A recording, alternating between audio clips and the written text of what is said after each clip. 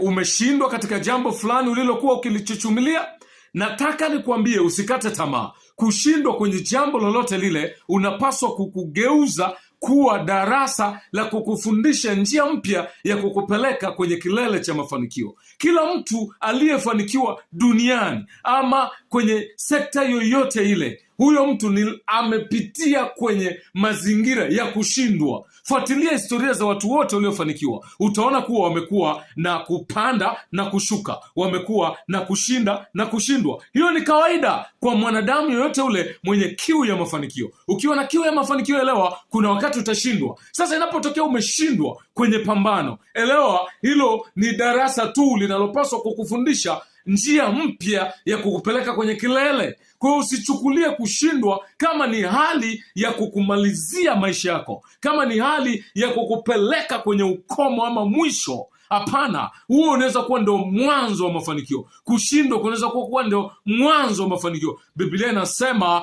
furahini mkiangukia katika majaribu ya namna mbalimbali, mkitambua ya kuwa kujaribiwa kwa imani yenu kunaleta saburi, kunaleta saburi, na saburi iwe na kazi timilifu, ili mpate kuwa watimilifu bila kupungukiwa na neno. Kwa hiyo Biblia inachukulia kushindwa, kujaribiwa ni hali ya kukuletea saburi, ili kusudi utimilike, ukamilike, uweze kufaa kwa kazi bora zaidi, uweze kufaa kufanya mambo makubwa zaidi, uweze kufaa kupelekwa kwenye kilele zaidi.